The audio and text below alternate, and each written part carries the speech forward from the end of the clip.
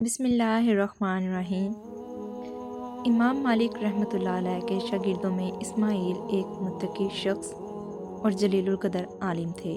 ان کے ہاں ایک لڑکے کی پیدائش ہوئی، مگر کچھ ہی عرصہ بعد اسماعیل کا انتقال ہو گیا۔ اسماعیل وراثت میں کافی دولت چھوڑ کر گئے۔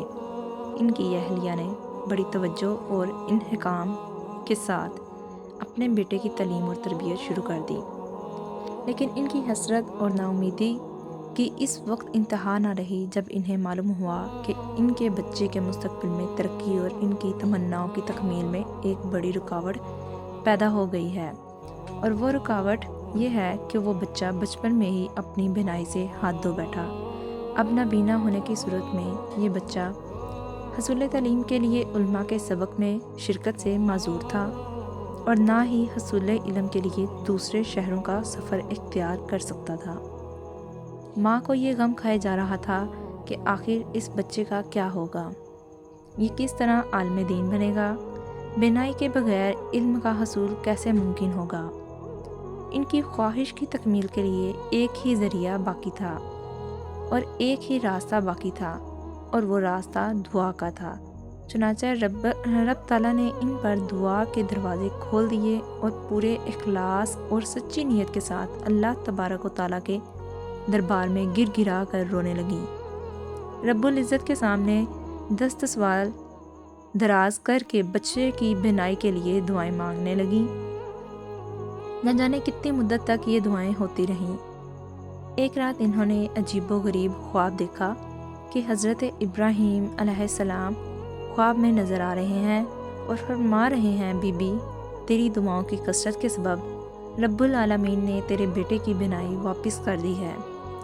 جب وہ بیدار ہوئیں تو دیکھا واقعی ان کے بیٹے کی بینائی بحال ہو گئی ہے۔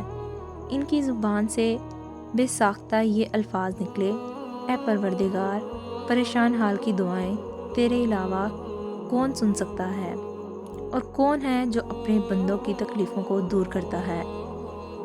بیٹے کی بینائی لوٹ آنے کے بعد اس کی تعلیم و تربیت پر انہوں نے اس قدر محنت کی کہ رب تعالیٰ نے ان کے بیٹے پر علوم و فنون کے دروازے کھول دیے۔ یہی بچہ زندگی کے مختلف مراحل طے کرتا بہت بڑا محدث بنا، اور قرآن پاک کے بعد دنیا کی صحیح ترین کتاب مرتب کی، جو صحیح البخاری کے نام سے مشہور ہے۔ اس بچے کو لوگ امام بخاری کے نام سے جانتے ہیں، جن کا پورا نام محمد بن اسماعیل البخاری ہے۔ خاشد بن اسماعیل کہتے ہیں کہ امام بخاری رحمۃ اللہ علیہ ہمارے ساتھ مشاغ بخارا کے پاس جایا کرتے تھے۔ اس وقت امام بخاری رحمۃ اللہ علیہ نو عمر تھے۔ درس میں جا کر بیٹھتے، سب لوگ حدیثوں کو لکھتے اور یاد کرتے، مگر امام صاحب خاموش بیٹھے رہتے اور ایک لفظ نہ لکھتے۔ ساتھی ملامت کرتے کہ میاں، جب تم لکھتے نہیں ہو تو آتے کیوں ہو؟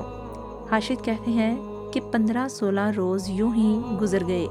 17ویں روز امام بخاری رحمۃ اللہ علیہ نے تنگ آ کر کہا کہ تمہاری ملامت کی حد ہو گئی، لاؤ اپنے رجسٹر نکال لاؤ اور دکھاؤ کہ تم لوگوں نے کیا لکھا ہے۔ ہم اس وقت 15,000 سے بھی زائد حدیثیں لکھ چکے تھے۔ ہم نے اپنے رجسٹر امام بخاری کے سامنے لا کر رکھ دیے۔ امام صاحب نے تمام حدیثیں بڑی مجلس میں زبانی سنا دیں۔